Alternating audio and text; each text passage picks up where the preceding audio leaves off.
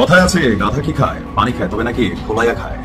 Israel এবং আমেরিকার পরিণতি অনেকটা এই মুহূর্তে ঠিক এই অবস্থানে যাচ্ছে। ডোনাল্ড ট্রাম্প পোস্টে লিখেছেন, ইসরায়েলের শাসকরা চরম বিশ্বাসঘাতক এবং একটা বেঈমান। আরো একটি অরণ্য সাহসী গল্প লিখল হামাস যোদ্ধারা। দখলদার ইসরায়েলি বাহিনীকে তারা গুড়িয়ে দিল এক বিধ্বংসী আক্রমণে। অসম লড়াইয়ে তারা এক সাহসী প্রতিরোধের গল্প লিখে চলেছে প্রতিদিন।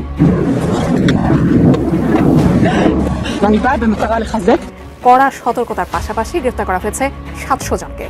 কার্যকর করা হয়েছে 3 জনের মৃত্যুদণ্ড। মোসাদের সাথে সম্পৃক্ততার দায়ে 3 জনের মৃত্যুদণ্ড কার্যকর করেছে তেহরান।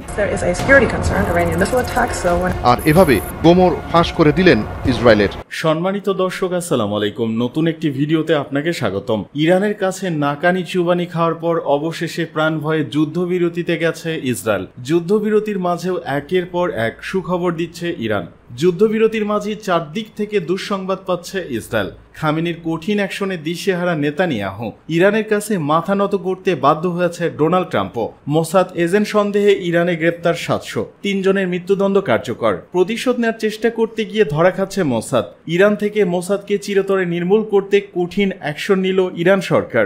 ইরান ইসরায়েল যুদ্ধের সর্বশেষ আপডেট নিয়ে করা আমাদের আজকের ভিডিওতে অত্যন্ত গুরুত্বপূর্ণ তথ্য শেয়ার করা হয়েছে। দয়া করে ভিডিওটি শুরু থেকে শেষ পর্যন্ত ধৈর্য সহকারে দেখে একটি লাইক দিয়ে সবাইকে বেশি বেশি করে শেয়ার করে দিবেন। সেই সাথে আমাদের ভিডিওটি আপনি বাংলাদেশের কোন জেলায় বসে দেখছেন বা শুনছেন সেটি অবশ্যই কমেন্ট বক্সে কমেন্ট করে জানিয়ে দিতে ভুলবেন না। Hi, I'm Sophie. I'm a correspondent for German TV ARD covering Israel, the West Bank and Gaza.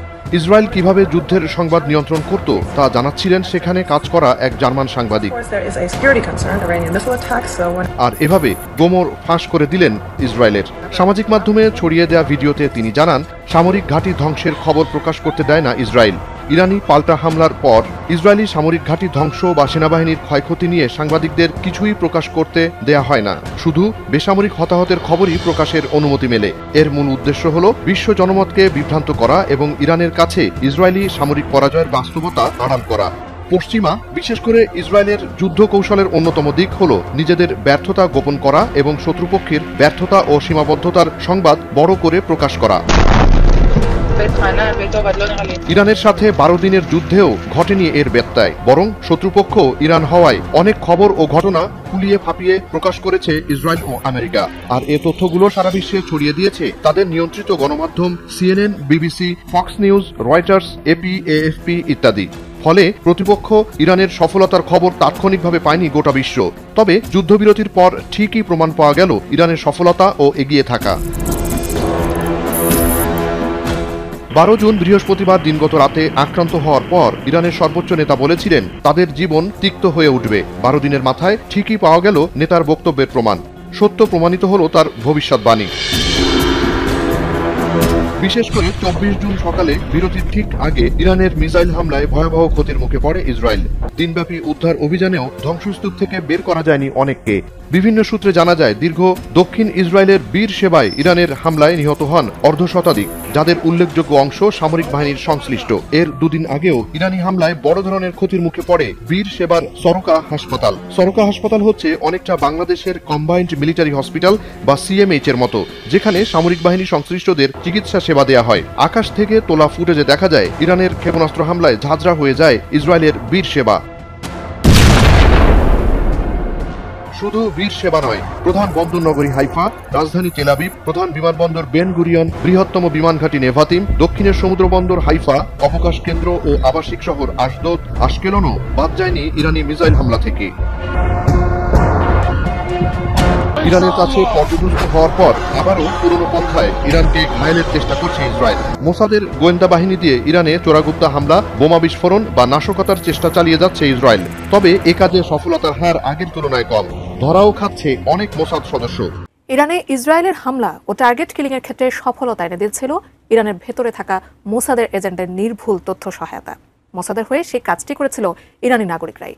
এই ঘটনায় নড়ে চড়ে বসে ইরান। দেশজুড়ে কড়া সতর্কতার পাশাপাশি গ্রেফতার করা হয়েছে 700 জনকে। কার্যকর করা হয়েছে 3 জনের মৃত্যুদণ্ড। বিস্তারিত ইমতিয়াজ আলমের প্রতিবেদনে।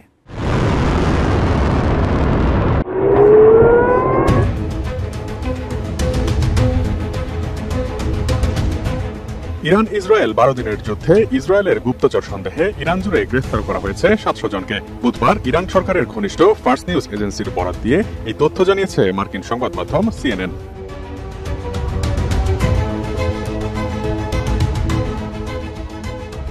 কিরমানশাহ, ইস্পাহান, খুজেস্তান, ফার্স, লোরেস্তান সহ ইরান জুড়ে বিভিন্ন স্থান থেকে গ্রেফতার করা হয় তাদের। তবে কোন এলাকা থেকে কতজনকে গ্রেফতার করা হয়েছে এ ব্যাপারে কোনো নির্দিষ্ট তথ্য দেওয়া হয়নি। শুধু গ্রেফতার নয়, সংঘাত শুরুর পর থেকেই ইসরায়েলি চর হিসেবে আটক থাকা বেশ কয়েকজনের মৃত্যুদণ্ডও কার্যকর করেছে ইরানি সরকার। তেহরানের প্রসিকিউটরের দপ্তর সংঘাত চলাকালে রাজধানী তেহরানে ব্যক্তিগত সোশ্যাল মিডিয়া অ্যাকাউন্ট ও সংবাদ মাধ্যমের উপর নজরদারি করতে নতুন একটি ইউনিটও গঠন করেছে। গত 13 জুন ইসরায়েলের অপারেশন রাইজিং লায়নের পর ইরান এই গ্রেফতার অভিযান জোরদার করেছে। ইরানে হামলার পর ইসরায়েলি কর্মকর্তারা জানিয়েছিলেন ইসরায়েলি গোয়েন্দা সংস্থার ইরানি এজেন্টরা চোরাচালানের মাধ্যমে ইরানের ভেতরে অস্ত্র নিয়ে গিয়েছিল।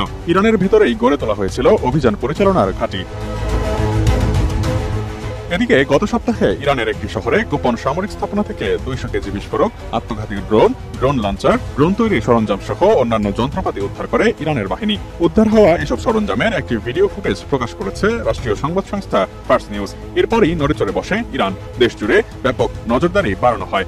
দেশ জুড়ে শুরু করা হয় ব্যাপক নজরদারি, যা এখনো চলমান।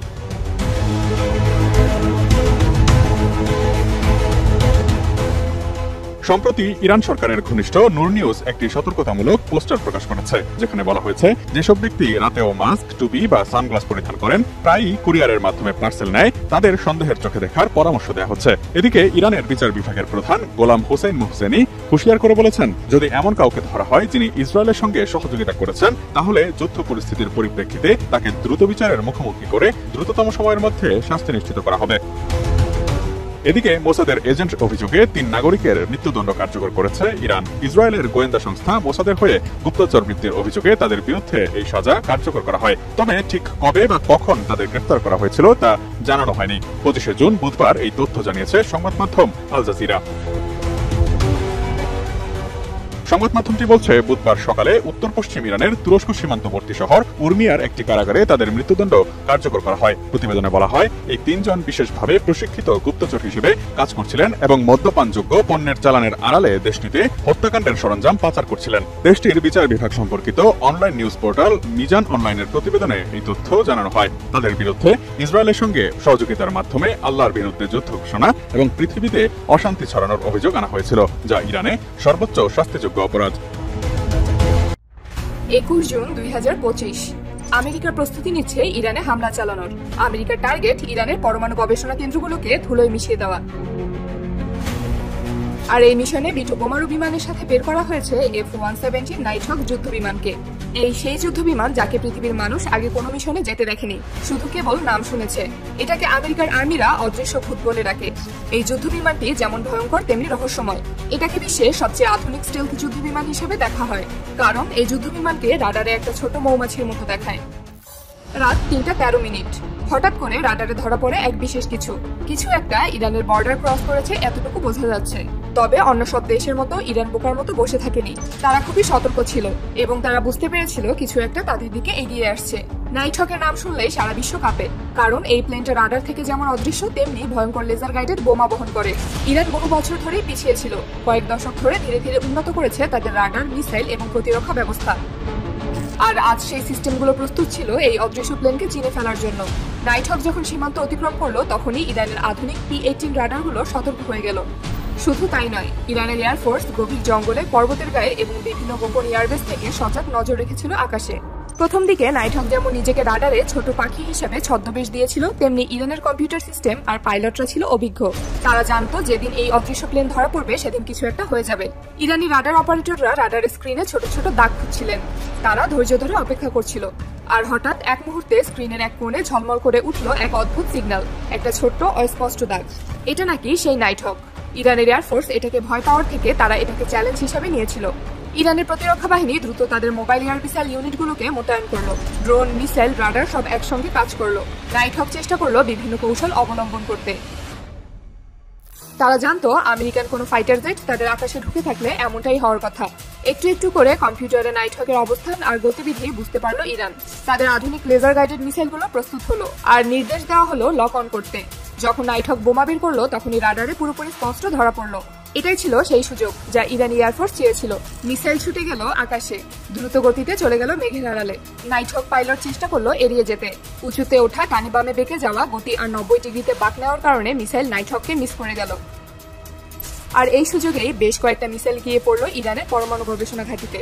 কিন্তু এরই মধ্যে ইরানের দুটি ফাইটার জেট নাইট হককে ধরার জন্য বের হয়ে গেল। এখানে একটা ব্যাপার হলো, নাইট হককে যুদ্ধ করার জন্য বানানো হয়নি, এটাকে মূলত বানানো হয়েছে বোমা বহন করার জন্য এবং নিখুঁত নিশানায় বোমা মারার জন্য।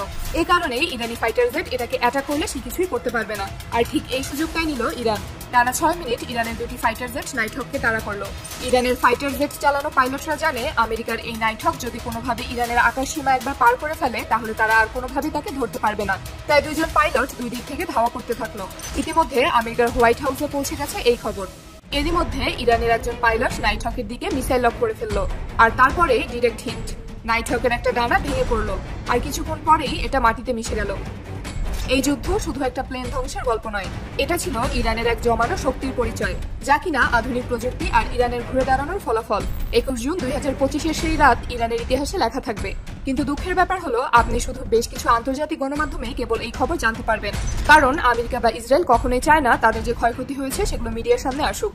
তাই মিশনে যাওয়া আমেরিকার সব থেকে শক্তিশালী ফাইটার জেট নাইট হক বা B-2 বোম্বার এগুলোর কোনো নিউজ সামনে আসে না।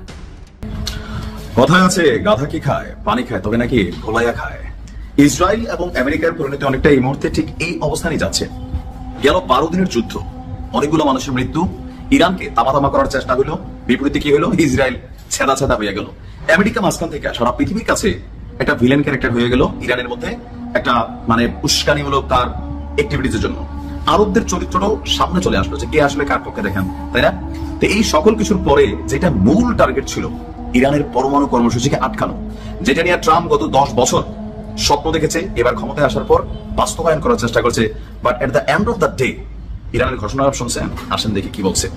একটা যুদ্ধবিরতির আলোচনা চলছে, কেউ বলছেন কার্যকর হয়েছে, কেউ বলছে কার্যকর হয়নি। যাই হোক, এই যুদ্ধবিরতির পর পরমাণু কর্মসূচি নিয়ে আবারও নতুন ঘোষণা দিয়েছে ইরান। দেশটির এই মুহূর্তে দায়িত্বশীল পারমাণবিক সংস্থার যিনি প্রধান আছেন মোহাম্মদ ইসলামী, তিনি বলছেন যে আপনার বার্তা সংস্থা রয়টার্সের যে প্রতিবেদনটা, যে ইরানের প্রধান পারমাণবিক স্থাপনাগুলোতে যুক্তরাষ্ট্র এবং ইসরায়েলের ধারাবাহিক হামলার পর ইরান তার পারমাণবিক শিল্পের ক্ষয়ক্ষতির মূল্যায়ন করেছে। এছাড়া এটি পুনরুদ্ধারের জন্য প্রয়োজনীয় ব্যবস্থা গ্রহণ করেছে। উৎপাদন এবং সেবার প্রক্রিয়া যেন কোনোভাবে বাধাগ্রস্ত না হয় তা নিশ্চিত করার জন্য নতুন পরিকল্পনা করা হয়েছে। হামলায় ক্ষতিগ্রস্ত যে স্থাপনাগুলো আছে সেগুলোকে বন্ধ করবে না ইরান, বরং দ্রুত সংস্কার করে আপনার জরুরি ব্যবস্থা করে এটাকে সংস্কার করা হবে এবং জাতীয় স্বার্থ সুরক্ষায় সব ধরনের পদক্ষেপ নেওয়া হবে। তো বলা হচ্ছে যে ইরান কি তাহলে পরমাণু কর্মসূচি স্কিপ করবে বা অ্যাভয়েড করবে বা তারা যে লাইনে আগাচ্ছিল সেটা বন্ধ করবে? আমাদের যিনি প্রধান আছেন তিনি বলছেন কখনোই না। ইরান তার যে গতিতে এই পরমাণুকে ডেভেলপমেন্ট কর্মকাণ্ড চালিয়ে যাচ্ছিল এটা তারা অব্যাহত রাখবে। তাহলে পশ্চিমাদের যে রক্তচক্ষু বা বিভিন্ন অবস্থান, তো সেখান থেকে ইরানের একটা কৌশলী বক্তব্য আছে যে কোথাও কখনো এটা কি কেউ পাইছে যে ধরেন ইরান পরমাণু বোমা আছে, এটা কোনো প্রমাণ পাওয়া গেছে? আসলে কিন্তু পাওয়া যায় নাই। তাহলে কি ইরানের কাছে নাই? অবশ্যই আছে, সবাই জানে, কিন্তু কোথায় এটারে খুঁজে পাচ্ছে না। সুন্দরভাবে উদাহরণ দিলে বুঝবেন, হাজার হাজার বীর গাজাতে মাটির নিচে টানেলে বসবাস করছে। ইসরায়েল তামা করে ফেলছে দুনিয়ার সব প্রযুক্তি, স্যাটেলাইট, মহাকাশ, বাট তাদের টানেল কি খুঁজে পাইছে? পায় নাই। ওইরকমই আর কি ইরানের কাছে আছে, তবে এতটা সুকৌশলে নিপুণ দক্ষতায় এই কার্যক্রমগুলো চালিয়ে যাচ্ছে, পুরো পৃথিবীকে কিন্তু অবাক করে দিয়েছে। এদিকে আপনার সংবাদ মাধ্যম সিএনএন এক প্রতিবেদন বলছে ইরান অপারেশন মিডনাইট হ্যামার ইরানে যে মানে অভিযান পরিচালনা করেছিল যুক্তরাষ্ট্র, এগুলো ফর্দো, নাতানস এবং সিফাহানে এই চালানোতে যে ক্ষয়ক্ষতির পরিমাণ, এই ক্ষয়ক্ষতিতে বেসিক্যালি ইরানের পরমাণু প্রকল্প বন্ধ হওয়ার মতন, অথবা যে এমন অবস্থায় ঘুরাই দিছে বাংকার বিধ্বংসী বোমাটোমা দিয়া যে ইরান আর পারবার বিষয় তা নাই। Everything is under control. গতকালকে একটা নিউজ দিছিলাম, আজকেও দিছিলাম, যে কোনো হামলা হবে, যে কোনো পারমাণবিক হামলা হবে, যে কোনো পরিস্থিতি আসলে তাদের যে দীর্ঘ কয়েক যুগের ফসল একদম চলে আসছে হাতের কাছে, এটা যেন ক্ষতিগ্রস্ত না হয়, এটা যেন কেউ চুরি করে নিতে পারে, এটা যেন প্রকল্পটা বন্ধ না হয়, এই সকল বিষয়টাকে কনসেপ্ট মাথায় রেখে এই কাজগুলো কিন্তু আপনার করা হয়েছে। দিন শেষে দুটো রাষ্ট্রের বিলিয়নস অফ ডলার খরচ হয়েছে, ইরান তাদের সক্ষমতার পরিচয় দিয়েছে, কিন্তু ফাইনালি যে পরমাণু ইউরেনিয়াম এগুলো কিন্তু ইরানের একদম সুরক্ষিত। এদিকে ইরানের পরমাণু স্থাপনায় হামলা, পেন্টাগনের ফাঁস হওয়া প্রতিবেদনের সঙ্গে মিলছে না ট্রাম্পের কথা। ইরান ইসরায়েল সংঘাতের মতো গত রবিবার ভোরে ইরানের 3টি পারমাণবিক স্থাপনায় হামলা চালায় মার্কিন যুক্তরাষ্ট্র। বাংকার ব্লাস্টার হিসেবে পরিচিত 13,600 কেজি ওজনের GBU-57 নামের ওই বোমাগুলো দিয়ে হামলা করা হয় ফোর্দো, নাতানস ও ইস্পাহানে। তবে এই হামলায় কতটুকু ক্ষয়ক্ষতি হয়েছে সেটি নিয়ে তথ্য মিলছে না ডোনাল্ড ট্রাম্প ও দেশটির প্রতিরক্ষা দপ্তর, পেন্টাগনের প্রতিরক্ষা গোয়েন্দা সংস্থার একটি প্রতিবেদনের মধ্যে ইরানের পারমাণবিক স্থাপনাগুলিতে মার্কিন হামলার বিষয়ে পেন্টাগনের একটি প্রাথমিক গোয়েন্দা প্রতিবেদন ফাঁস হয়েছে। সেখানে বলা হয়েছে এই হামলা ইরানের পারমাণবিক কর্মসূচি ধ্বংস করেনি এবং সম্ভবত এটিকে কেবল কয়েক মাস পিছিয়ে দিয়েছে। এই গোয়েন্দা প্রতিবেদনের ব্যাপারে ট্রাম্পের প্রতিরক্ষা সচিব পিট হেগসেথ অবশ্য দাবি করেছেন রাজনৈতিক উদ্দেশ্যেই এটি ফাঁস করা হয়েছে। ন্যাটো শীর্ষ সম্মেলনে এই বিষয়টি নিয়ে জানতে চাওয়া হয়েছিল ট্রাম্পের কাছে এই হামলার ফলে ইরানের পারমাণবিক কর্মসূচি কতদিন পিছিয়ে গেছে। এমন প্রশ্নে ট্রাম্পের উত্তর, আমি মনে করি কয়েক দশক পিছিয়ে গেছে। আমি মনে করি তারা এটি যদি পেত তাহলে তারা নরকে যেত। সবশেষ তারা সমৃদ্ধকরণ করতে চেয়েছিল। ওই আঘাত যুদ্ধের সমাপ্তি টেনেছে। ওই হামলার পর স্যাটেলাইট ছবিতে ভূগর্ভস্থ ফেরদৌত দুটি প্রবেশ পথের চারপাশে 6টি নতুন গর্ত দেখা যায়। ইস্পাহানেও একই রকম গর্ত দেখা যায়। ট্রাম্প তাৎক্ষণিকভাবে এই হামলাকে অসাধারণ সামরিক সাফল্য বলে অভিহিত করেন। তখন ট্রাম্প আরও বলেন ইরানের পারমাণবিক সমৃদ্ধকরণ স্থাপনা সম্পূর্ণ এবং সম্পূর্ণরূপে ধ্বংস করা হয়েছে। যুক্তরাষ্ট্রের বাংকার ব্লাস্টার লক্ষ্যবস্তুতে আঘাত হানলেও ইরানের ইউরেনিয়াম মজুতে সেটি আঘাত করেছে কিনা সেটি নিশ্চিত নয়। এই মজুদ আগেই সরানো হয়েছিল বলে দাবি করা হয়েছে বিভিন্ন গণমাধ্যমে। ইরানের রাষ্ট্রীয় সম্প্রচারক সংস্থা উপর রাজনৈতিক পরিচালক হাসান আবিদিনও দাবি করেছিল মার্কিন যুক্তরাষ্ট্র দ্বারা লক্ষ্যবস্তু করা 3টি স্থান কিছুক্ষণ আগেই খালি করা হয়েছিল এবং ইরান বড় কোনো আঘাতের সম্মুখীন হয়নি।